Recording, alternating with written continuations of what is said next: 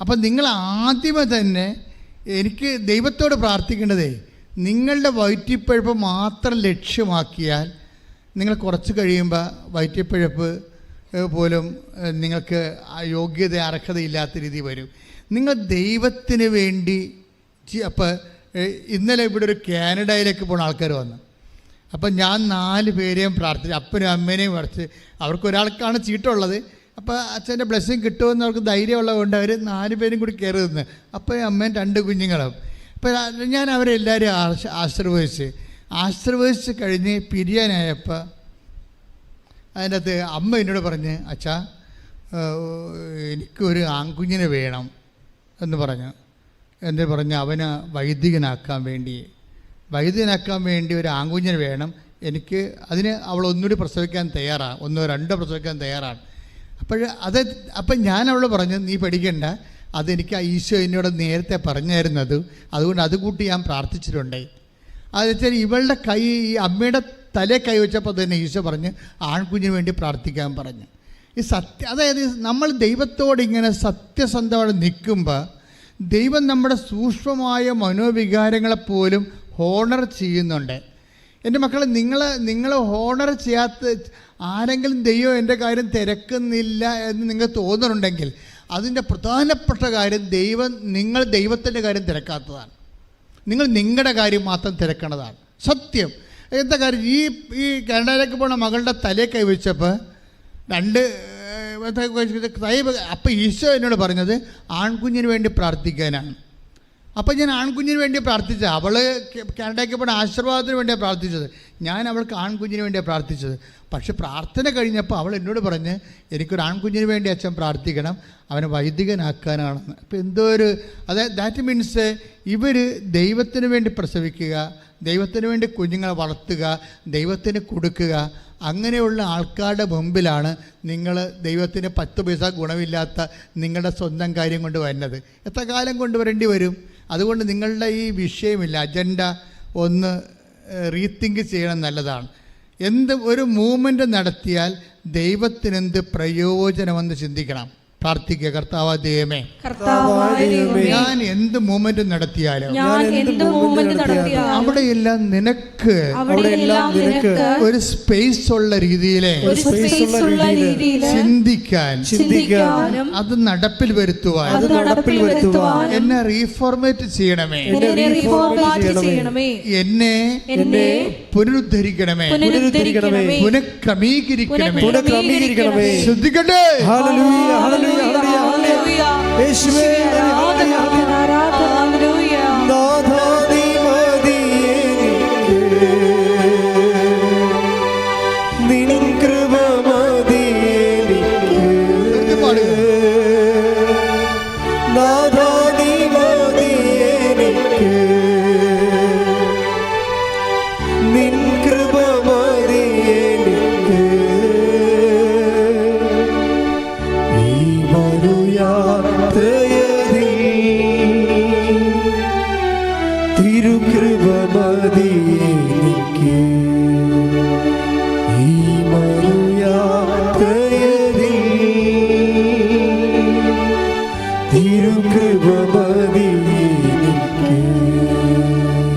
നിങ്ങളിതൊക്കെ എടുക്കേണ്ടതുണ്ടല്ലോ.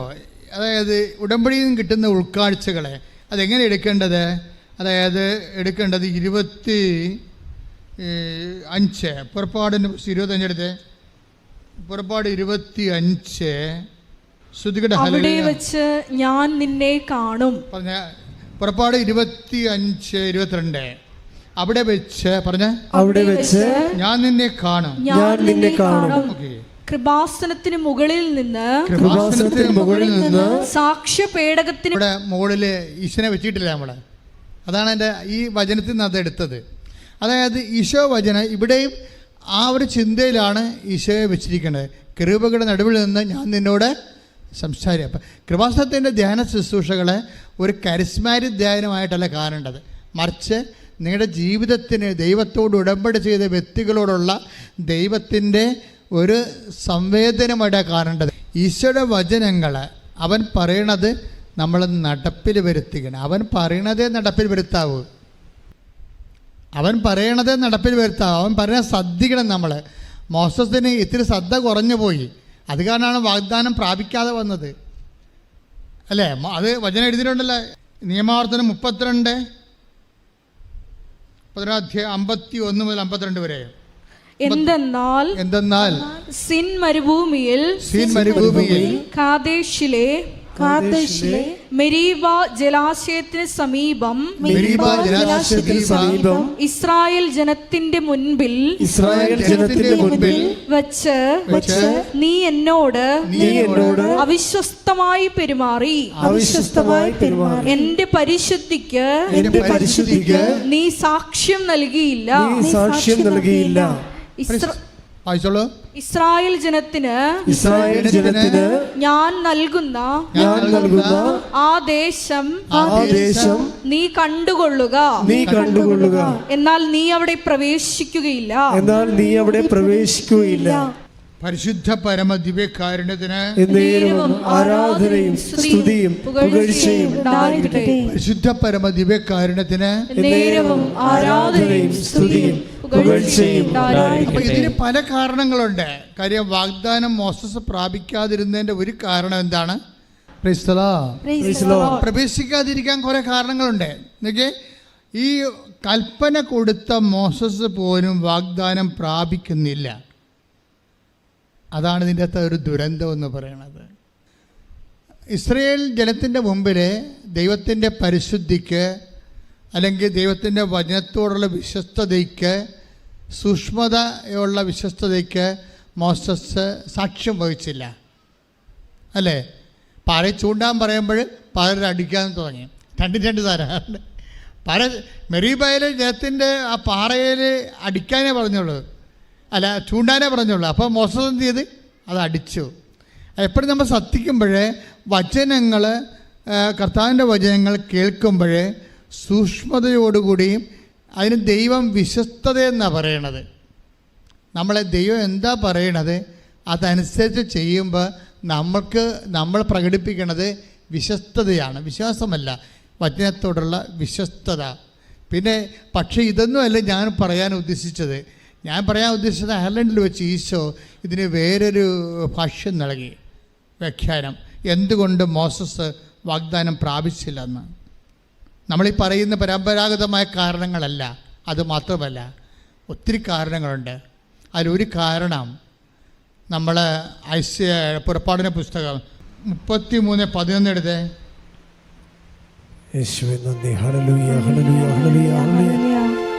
പുറപ്പാട് 33:11. സ്നേഹിതനോടെന്ന പോലെ കർത്താവ് മോശയോട് മുഖാഭിമുഖം സംസാരിച്ചിരുന്നു. അതിനുശേഷം മോശ പാളയത്തിലേക്ക് മടങ്ങിപ്പോകും. എന്നാൽ അവൻ്റെ സേവകനും നൂനിൻ്റെ പുത്രനുമായ ജോഷുവ എന്ന യുവാവ് കൂടാരത്തെ വിട്ടുപോയിരുന്നില്ല. ഇവിടെയാണ് പ്രോബ്ലം വരുന്നത്. കണ്ട, ഇത് നിങ്ങൾ ശ്രദ്ധിക്കണം. ഉടമ്പടിയിൽ നിങ്ങൾ നാളെ വാഗ്ദാനം പ്രാപിക്കാൻ ഉദ്ദേശിക്കുന്നുണ്ടെങ്കിൽ മോസസിന് കൈമോശം വന്ന ഈ വിഷയം നിങ്ങൾ തിരുത്തേണ്ടി വരും. എന്താ നമ്മുടെ പുറപ്പാട് 11 വായിച്ചു. പുറപ്പാട് 33:11 വായിച്ചേ. സ്നേഹിതനോടെന്ന പോലെ കർത്താവ് മോശയോട് മുഖാഭിമുഖം സംസാരിച്ചിരുന്നു. അതിനുശേഷം മോശ പാളയത്തിലേക്ക് മടങ്ങിപ്പോകും. എന്നാൽ അവന്റെ സേവകനും നൂനിന്റെ പുത്രനുമായ ജോഷുവ എന്ന യുവാവ് കൂടാരത്തെ വിട്ടുപോയിരുന്നില്ല. എൻ്റെ മക്കളെ, ഇതിൻ്റെ മുഴുവൻ രഹസ്യമിരിക്കുന്നത് ഈ വചനത്തിലാണ്. മോസസ് എന്തുകൊണ്ട് വാഗ്ദാനം പ്രാപിച്ചില്ല? അത് കാരണം ദൈവം ഉദ്ദേശിച്ചിരുന്നത് മോസസിന് കാര്യങ്ങൾ അറിയാവുന്ന ആളാണ്. പക്ഷേ കാര്യം അറിയാവുന്ന ആൾ അറിയുന്ന കാര്യങ്ങളെ പ്രയോഗിക്കുന്നതിൽ സൂക്ഷ്മത പിഴവ് വരുന്നുണ്ട്. മോസസിൻ്റെ കാര്യങ്ങൾ അറിയാം. എന്താ അറിയാവുന്നത്? പുറപ്പാട് 14:14 എടുത്തേ. പുറപ്പാട് 14:14. പറഞ്ഞേ, വായിച്ചേ. കർത്താവ് നിങ്ങൾക്ക് വേണ്ടി യുദ്ധം ചെയ്തുകൊള്ളും. നിങ്ങൾ ശാന്തരായിരുന്നാൽ മതി. അപ്പോഴേ വാഗ്ദാനം പ്രാപിക്കുന്നതിലുള്ള ഒരു പ്രാർത്ഥനാനിർഭരമായ ശാന്തത ഇതിൻ്റെ ഒരു പ്രീ റെക്വിസിറ്റാണ്. മനസ്സിലായേ? വെകിളി പിടിച്ച് ശാന്തപ്പെട്ട് നടന്നില്ലല്ലോ, ഒത്തില്ലല്ലോ, പിന്നെയും തോറ്റല്ല എന്ന് പറഞ്ഞ് ചില പ്രാന്തികൾ നടക്കണില്ലേ. അയ്യോ, ഞാൻ ഉടമ്പടി എടുത്തില്ല, ഞാൻ ഇനി എന്താണ് കുഴപ്പം സംഭവിച്ചത്, നടന്നില്ല, ഓഫർ ലെറ്റർ വന്നില്ല എന്ന് പറഞ്ഞ് വെകിളിയും പിടിച്ച് നടക്കണില്ലേ. ഈ വെകിളിക്കാർ ശ്രദ്ധിക്കും. കൈതിലൊരു പ്രാർത്ഥനാ നിർഭരമായ, നിങ്ങളെപ്പോഴും ഓഫർ ലെറ്റർ അല്ലെങ്കിൽ വിസ എന്ന് പറഞ്ഞുകൊണ്ട് ഇങ്ങനെ പ്രാന്തി പിടിച്ച് കമ്പ്യൂട്ടറായിട്ട് ഇങ്ങനെ കണ്ണ് തള്ളിപ്പോയി നോക്കിയിട്ട് കാര്യമില്ല. മര്യാദക്ക് നിങ്ങൾ ഉടമ്പടി ചെയ്ത് ജീവിതത്തെ നോക്കണം. ഇവിടെ എന്താ സംഭവിച്ചിരിക്കുന്നത്? ഓരോ വിഷയത്തിൽ അങ്ങനെയാണ് ഉടമ്പടിക്ക്. അതിൻ്റെതായിട്ടുള്ള ഒരു പ്രാർത്ഥനാ നിർഭരമായ ശാന്തതയുണ്ട്. എന്താ പുറപ്പാട് 14:14 എന്താ പറയണത്? കർത്താവ് നിങ്ങൾക്ക് വേണ്ടി യുദ്ധം ചെയ്യും. നിങ്ങൾ ശാന്തരായി ഇരുന്നാൽ മതി. അതായത് എവിടെ ഇരിക്കണം? കലിങ്ങ കുത്തിരിക്കണം. വല്ലയിടത്തും പോയിരുന്നൊരു കാര്യമില്ല. കർത്താവിൻ്റെ കൂടെ ഇരിക്കണം. അല്ലാതെ മകളെ കെട്ടിച്ച് വീട്ടിൽ പോയിരിക്കരുത്. എവിടെ ഇരിക്കണം നോക്കണം നിങ്ങൾ. ഇവിടുത്തെ പ്രശ്നം മുഴുവൻ ഇരിപ്പ് ദോഷമാണല്ല. നമ്മൾ ഈ തലക്ക ദോഷം പോലെ വന്നിരിക്കേണ്ട ഒരു കുഴപ്പമാണ് ഇരിപ്പ് ദോഷം. എവിടെയാണ് ഇരിക്കണം എന്ന് നോക്കണം നിങ്ങൾ. അതായത് കർത്താവിൻ്റെ അടുത്ത് ഇരിക്കണമെന്നാണ് ഉദ്ദേശിക്കുന്നത്. എന്ന് വെച്ചാൽ മനസ്സുകൊണ്ട്. നമുക്ക് എപ്പോഴും പള്ളിയിൽ പോയി ഇരിക്കാൻ പറ്റുമോ? മനസ്സുകൊണ്ട്. ഇപ്പോൾ ഞാനും കൊച്ചതിനും കൂടി ഇരുന്ന് കഴിഞ്ഞാൽ, അല്ലെങ്കിൽ ഞാനും ജോമളും കൂടി ഇരുന്ന് കഴിഞ്ഞാൽ, ഞങ്ങൾ മൂന്നും കൂടി ഇരുന്നാൽ പതുമുക്ക ഞങ്ങൾ സംസാരിക്കുന്നത് കർത്താവിൻ്റെ കാര്യങ്ങളാണ് സംസാരിക്കുന്നത്. ഞങ്ങളൊരു പള്ളിയിൽ പോയി ഇരിക്കുകയല്ല. എപ്പോൾ സംസാരിച്ചാലും കാറിൽ പോയാലും കർത്താവിൻ്റെ കാര്യം സംസാരിച്ചുകൊണ്ടിരിക്കും. കർത്താവിൻ്റെ എങ്ങനെ ജീവിക്കണത്.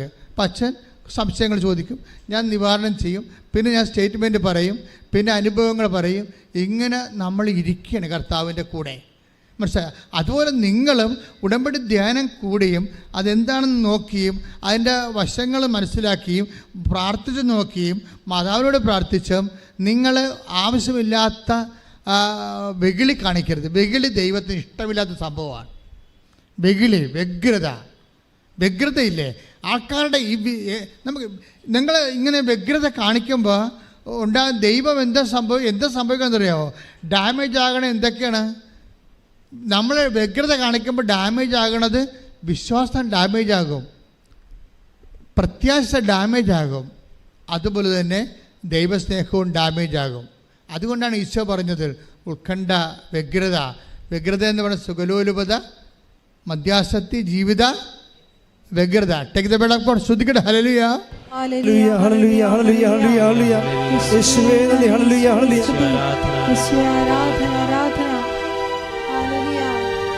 ലൂക്കായുടെ സുവിശേഷം 21-ാം അധ്യായം 34-ാം തിരുവചനം. ലൂക്ക 21:34. സുഖലോലുപത, മദ്യാസക്തി, ജീവിത വ്യഗ്രത എന്നിവയാൽ നിങ്ങളുടെ മനസ്സ് ദുർബലമാവുകയും ആ ദിവസം ഒരു കെണി പോലെ പെട്ടെന്ന് നിങ്ങളുടെ മേൽ വന്നു വീഴുകയും ചെയ്യാതിരിക്കാൻ ശ്രദ്ധിക്കുവിൻ. ഇപ്പൊ എന്നെ സംഭവിക്കണമെന്ന് വെച്ച് കഴിഞ്ഞാൽ വ്യഗ്രത വരുമ്പോൾ എന്ത് സംഭവിക്കുന്ന പറയണത്?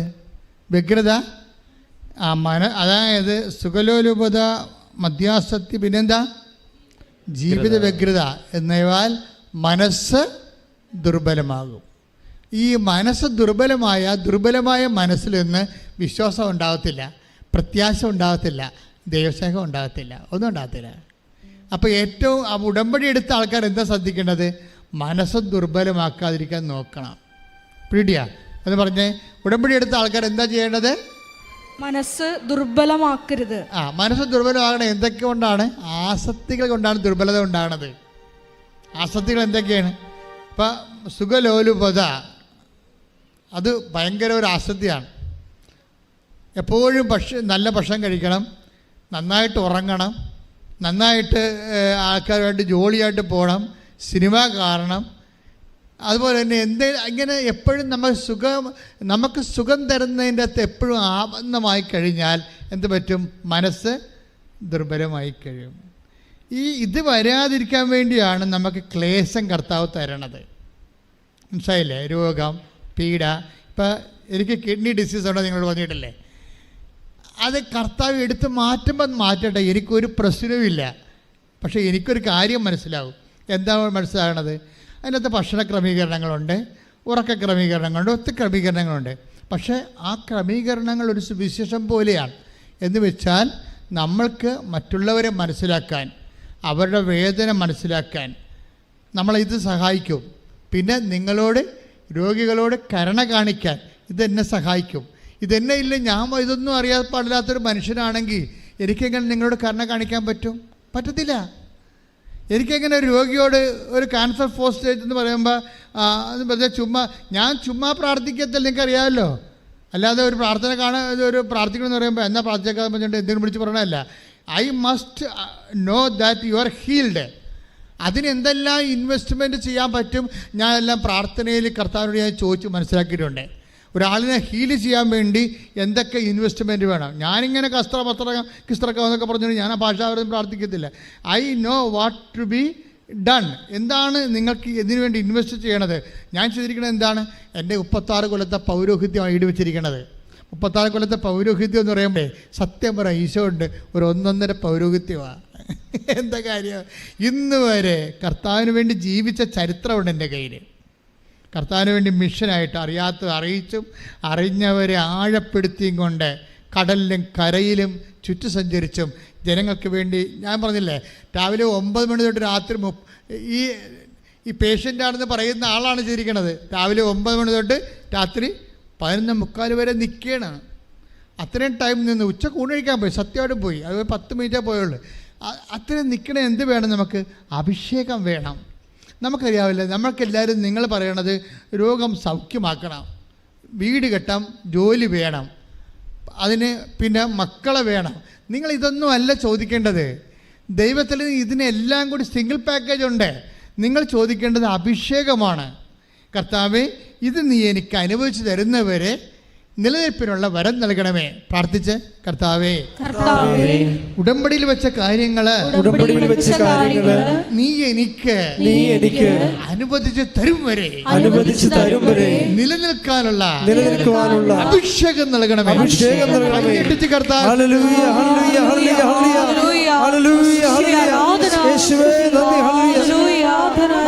മഹത്വം, ആരാധന, ആരാധന. ഹല്ലേലൂയ.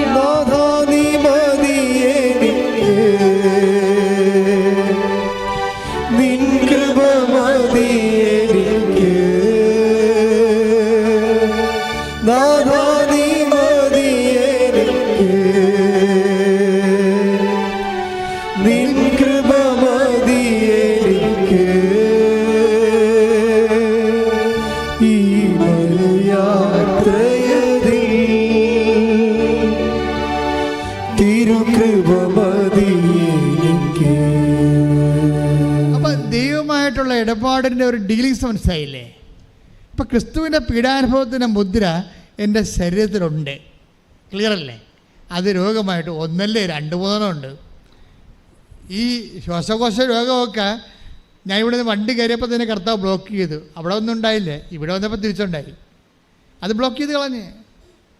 അതെല്ലാവരും നിങ്ങളെല്ലാവരുടെയും പ്രാർത്ഥന, എൻ്റെ പേഴ്സണൽ സ്റ്റാഫിൻ്റെ പ്രാർത്ഥന എല്ലാം കൊണ്ട്, അത് ഇവിടുത്തെ സ്റ്റാഫിൻ്റെ പ്രാർത്ഥന കൊണ്ട് കർത്താവ് ബ്ലോക്ക് ചെയ്ത്. എനിക്ക് ഒരു ശ്വാസം മുട്ടലും ഉണ്ടായിട്ടില്ല.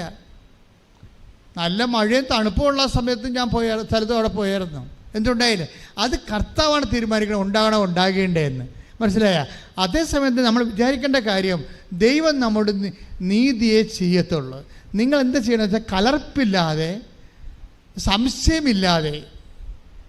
സംശയമാണ് നമ്മുടെ മനസ്സിനെ ദുർബലമാക്കണത്. അത് ആണ് ട്രീറ്റ്മെൻറ്റ് ചെയ്യേണ്ട ഒരു സബ്ജക്റ്റ്. ഇപ്പം 10 ദിവസം നടന്നു വന്നില്ലേ കടലിലൂടെ, അപ്പം കർത്താവ് അവൻ താന്നു പോയില്ലേ? എന്തുകൊണ്ടാണ് താന്നു പോയത്? അല്പവിശ്വാസി, നീ സംശയിച്ച. Take the word of God. ശ്രദ്ധിക്കട്ടെ. Hallelujah, hallelujah, hallelujah, hallelujah, hallelujah. യേശുവേ നന്ദി. ഹല്ലേലൂയ, ഹല്ലേലൂയ, ഹല്ലേലൂയ.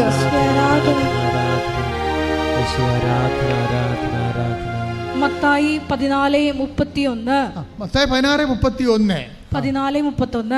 ഉടനെ യേശു കൈ നീട്ടി അവനെ പിടിച്ചുകൊണ്ട് പറഞ്ഞു, 14 മത്തായി 14:31. ശ്രദ്ധിക്കട്ടെ. ഹല്ലേലൂയ. ഹല്ലേലൂയ. ഹല്ലേലൂയ. യേശു കൈ നീട്ടി അവനെ പിടിച്ചുകൊണ്ട് പറഞ്ഞു, യേശു കൈ നീട്ടി അവനെ പിടിച്ചുകൊണ്ട് പറഞ്ഞു, അല്പവിശ്വാസി, നീ സംശയിച്ചതെന്തിന്? അപ്പൊ ഈ അല്പവിശ്വാസം ആണ് എന്ത് ചെയ്യണത്? മനസ്സിനെ ദുർബലമാക്കുന്നത്. അല്പവിശ്വാസം കൊണ്ടാണ് സംശയം വരണത്. ഇപ്പം വ്യഗ്രതയും നേരത്തെ കണ്ടത് എന്താണ്? മനസ്സ് ദുർബലമാകണത് എന്താണ്? വ്യഗ്രത അല്ലേ? 21 ലൂക്കാന്റെ സുവിശേഷം 21:14. സുഖലോലുപത, മദ്യാസക്തി, ജീവിത വ്യഗ്രത എന്നിവ മനസ്സ് ദുർബലമാകും. അപ്പോൾ വ്യഗ്രത ഒരു പ്രശ്നമാണ്. വ്യഗ്രതയും അതേസമയം തന്നെ പിന്നെ എന്താണ്? സംശയവും. ഈ രണ്ട് സംഭവം നമ്മൾ ട്രീറ്റ് ചെയ്യേണ്ട രോഗങ്ങളാണ്, വ്യഗ്രതയും സംശയവും. നിങ്ങൾ ശരിക്കും പറഞ്ഞാൽ ഉടമ്പടിയുടെ ആദ്യ കാലങ്ങളിലൊക്കെ ശരിക്കും ഗൺ പോയിൻ്റ് കൊണ്ടുവരേണ്ടത് വ്യഗ്രതയും അതുപോലെ തന്നെ സംശയത്തെയുമാണ് ചികിത്സിക്കേണ്ടത്. പ്രാർത്ഥിക്കുക. കർത്താവ് ദൈവമേ, എൻ്റെ ജീവിതത്തിലുള്ള വ്യഗ്രതയെയും സംശയത്തെയും നിന്റെ വിശുദ്ധമായ രക്തത്താൽ കഴുകി നീ വിശുദ്ധീകരിച്ച് എന്നെ ബലപ്പെടുത്തണമേ. ഇങ്ങനെ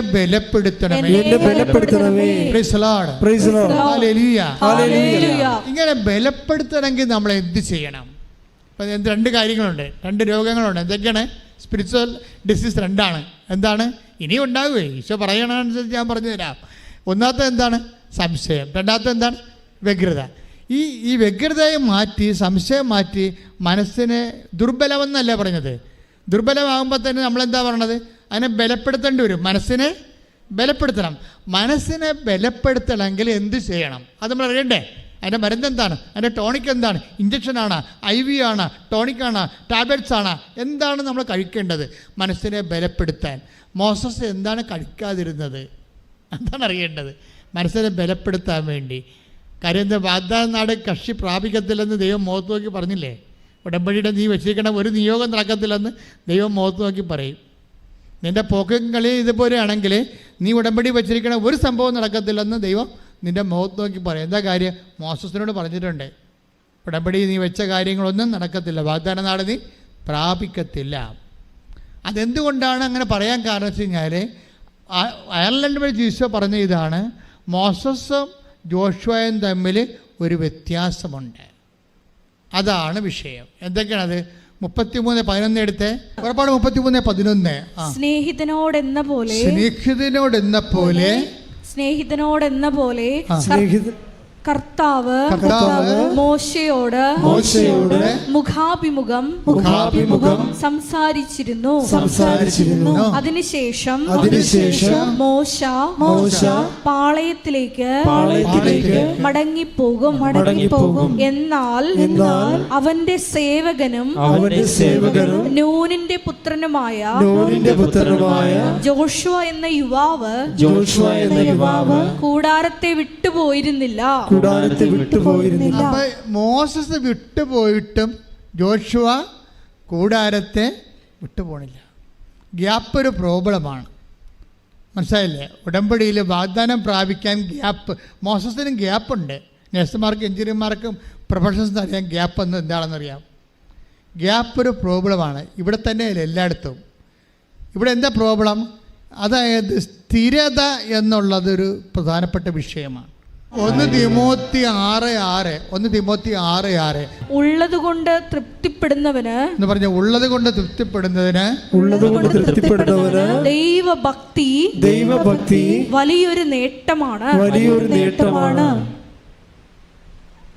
ആരെ 11 എടുത്ത് ശ്രുതിക്കട്ടെ. ഹല്ലേലൂയ ഹല്ലേലൂയ ഹല്ലേലൂയ, ഹല്ലേലൂയ. യേശുവേ ആരെ 11? എന്നാൽ ദൈവിക മനുഷ്യനായ നീ ദൈവിക മനുഷ്യനായ നീ ഇവയിൽ നിന്ന് ഓടി അകലണം. ഇവയിൽ നിന്ന് ഓടി അകലണം. നീതി, ദൈവഭക്തി, ദൈവഭക്തി, വിശ്വാസം, സ്നേഹം, സ്ഥിരത, സൗമ്യത എന്നിവയെ ഉന്നം വയ്ക്കുക. സ്ഥിരത നമ്മളെ അതായത് നമ്മുടെ ഗൺ പോയിന്റിൽ കൊണ്ടുവരേണ്ട ഒരു വിഷയമാണ് സ്ഥിരത. അതായത് ഇപ്പോൾ കുറച്ച് പ്രാർത്ഥിച്ച് രാവിലെ പ്രാർത്ഥിച്ചു, പിന്നെ നിങ്ങൾക്ക് തോന്നിയ മാസം പോലെയൊക്കെ ജീവിച്ചു, വൈകുന്നേരം എടുത്ത് ഉടമ്പടി പ്രാർത്ഥിച്ചു, പിന്നെ നിങ്ങൾക്ക് തോന്നിയ മാസം പോലെ തോന്നിയ മാസം കുറച്ചതൊക്കെ പറഞ്ഞ് ആവശ്യമുള്ളത് ഇല്ലാത്ത പറഞ്ഞ് ദൈവത്തെ ഇറക്കാത്ത കാര്യമൊക്കെ പറഞ്ഞിട്ട് രാവിലെ എടുത്ത് പ്രത്യക്ഷിക്കണം പ്രാർത്ഥന ചൊല്ലി, അപ്പോഴപ്പോയി സ്ഥിരത പോയി. സ്ഥിരത എന്ന് പറയുന്നത് ഒരു പ്രധാനപ്പെട്ട കാര്യമാണ്. ഉടമ്പടിയല്ലേ ദൈവമായിട്ട്. അപ്പോഴേ ഇതിൻ്റെ ഇടയ്ക്കെല്ലാം ദൈവത്തിന് നിരക്കാത്ത വർത്തമാനങ്ങളെ ഒഴിവാക്കണം. മനസ്സിലായില്ലേ?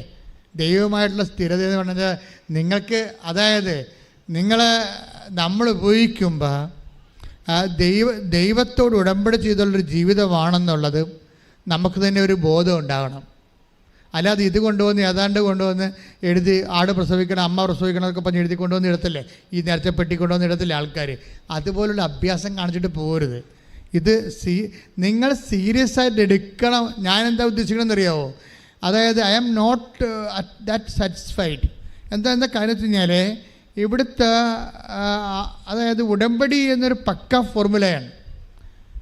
ഉടമ്പടിയിലേക്ക് കേരള സഭ എത്തിയത് 1975 തൊട്ട് 1925 വരെയുള്ള കാലമാണ്. ഈ 50 കൊല്ലമല്ലേ 75, 2025, അത് 50 കൊല്ലം അല്ലേ? 50 കൊല്ലമാണ് ദൈവം നമ്മളെ കേരള സഭയെ പരിപാലിച്ചു കൊണ്ടത്. കാര്യം എന്താണ്? കേരള സഭയെക്കുറിച്ച് കർത്താവിന് ഭയങ്കരമായ പ്രതീക്ഷയാണ്. അതുപോലെ തന്നെ സാത്താനും നല്ല പ്രതീക്ഷയുള്ള സ്ഥലമാണിത്. അത് കഴിഞ്ഞാൽ ഇത്രയും പ്രശ്നം കേരള സഭയിലുള്ളത് എന്താണ്?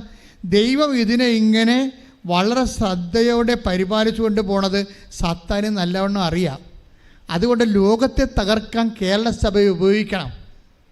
അതിനാണ് അവർ കുർബാനയൊക്കെ ഉപയോഗിക്കുന്നത്. ആ കുർബാന വിഷയമാകണം. എന്താ തർക്കം? ശരിക്കും പറഞ്ഞാൽ ഫ്രീ മേസൺസിൻ്റെ കാലത്ത് കുർബാന അപമാനിക്കപ്പെട്ടതിനേക്കാൾ ശക്തമായ രീതിയിൽ ഇന്ന് പലപ്പോഴും കുർബാന ഒരു തർക്കത്തിൻ്റെ വിഷയമായി മാറുന്നില്ലേ? കാരണം കേരള സഭയെക്കുറിച്ച് ഒരു ആഗോളമായ പദ്ധതിയാണ് ദൈവത്തിനുള്ളത്. കാര്യം എല്ലായിടത്തും വിശ്വാസത്തിന് വിളക്ക് കെട്ടാൽ ഇവിടുന്ന് കൊണ്ടുപോയി ഇവിടുത്തെ കന്യകമാരും ഇവിടുത്തെ നീതിമാന്മാരും ഇവിടുത്തെ അഭിഷിക്തരും ഇവിടുത്തെ പ്രവാചകന്മാരും ലോകം മുഴുവനും വിശ്വാസം ജനിപ്പിക്കും. ഞാൻ അയർലൻഡിൽ നിന്ന് പോന്നപ്പോൾ എൻ്റെ ഒരു സഹോദരൻ പ്രവർത്തകൻ ജോജോ വിളിച്ച് പറഞ്ഞു വെച്ചാൽ സായിപ്പച്ചന്മാരൊക്കെ ഇവിടെ ഹാപ്പിയാണെന്ന് പറഞ്ഞു. എന്താണ് കാര്യം?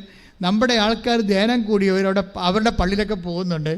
അപ്പോൾ അവരുടെ പള്ളിയിലൊക്കെ ആൾ കൂടിയെന്ന് പറഞ്ഞു. അപ്പോൾ എനിക്ക് ഭയങ്കര സന്തോഷം തോന്നി.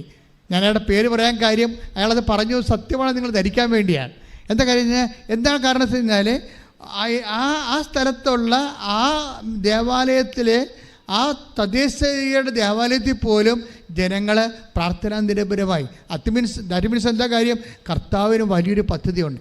ഇവിടുത്തെ അഭിഷിക്തർ, ഇവിടുത്തെ പ്രവാചകർ, ഇവിടുത്തെ അപ്പോസ്തലന്മാർ ലോകം മുഴുവനും പോയി ലോകത്തിന് വന്ന വിശ്വാസ തകർച്ച ചെയ്യുന്നതിന് വീണ്ടെടുക്കാൻ കേരള സഭയെ കർത്താവ് വളരെ വളരെ ശക്തമായ രീതിയിൽ 1975 കരിസ്മാറ്റിക് ധ്യാനം ഇവിടെ വന്ന കാലം മുതൽ പ്രത്യേക പരിചരണത്തിൽ കൊണ്ടുവരികയാണ്. അത് സാത്താനും അറിയാം. അത് സാത്താനും അറിയാവുന്ന നമ്മുടെ അപ്പോസ്തലന്മാർക്ക് അറിയണം. അത് മനസ്സിലാക്കേണ്ട അടിയന്തരമായിട്ട് ഈ വിഷയം എത്രയും വേഗം ക്ലോസ് ചെയ്യണം. സഭയ്ക്ക് ഡാമേജ് ഉണ്ടാകാൻ പാടില്ല. ഇവിടെ ജയപരാജയങ്ങളുടെ പ്രശ്നങ്ങളില്ല. ഇത് ഏറ്റവും വലിയ വിജയം എന്ന് പറയുന്നത് സഭയ്ക്ക് ഡാമേജ് ഇല്ലാതെ ഈ വിഷയം പര്യവസാനിച്ചാൽ അതിൻ്റെ അർത്ഥം പരിശുദ്ധാത്മാവ് തന്നെയാണ് ഇതിൽ പ്രവർത്തിച്ചതെന്നാണ്. അതിനുവേണ്ടി സ്തുതിക്കട്ടെ.